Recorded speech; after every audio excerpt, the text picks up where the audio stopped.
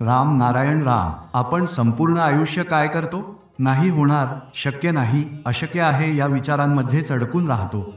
पण खरोखरच तसे होते का? चीनी भाषा शिकताना आपल्याला अडचण येऊ शकते, पण एका लहान मुलासाठी ते अवघड ठरणार नाही. एखाद्या बंगाली मुलाला जर चीनी मुलांसोबत ठेवलं तर तो सहज चिंगचांग बोलायला लागतो. त्यानंतर त्याच्यासाठी बंगाली भाषा शिकणं अशक्य होऊन बसतं. पण जर तो स्वतः बंगाली शिकला तर मी म्हणेन की तो खरोखर महान आहे.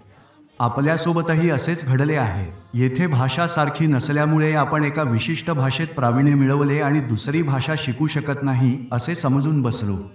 वडील तसे बोलतात, आई तसे सांगते, आजोबा तसे म्हणतात आणि आपणही त्यांचे ऐकून तसेच मान्य करून टाकतो. पण जगात अनेक ठिकाणी असे लोक आहेत ज्यांना शक्य नाही, अशक्य आहे असे शब्दच माहीत नाहीत.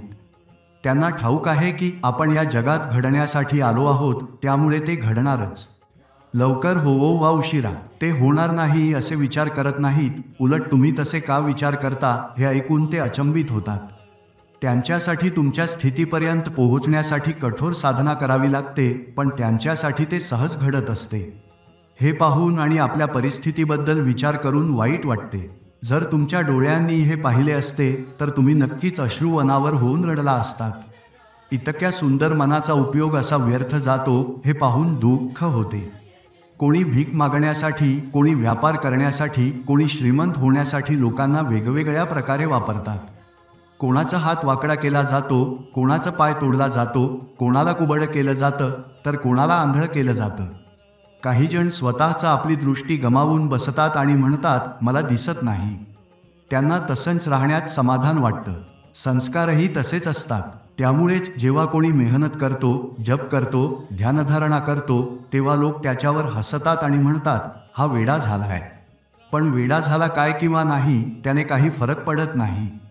कोणी लग्न केलं पण त्याला मूल नाही, त्यामुळे तो गृहस्थ होणार नाही, अशा गोष्टी सांगितल्या जातात. पण सत्य हे आहे की प्रत्येक गोष्ट प्रत्येकासाठी शक्य आहे. काहीही अशक्य नाही. आपण मात्र हे विसरून गेलो आहोत. या दुःखात गुरफटून राहिलो आहोत आणि हे समजून घेण्याची शक्तीही गमावून बसलो आहोत.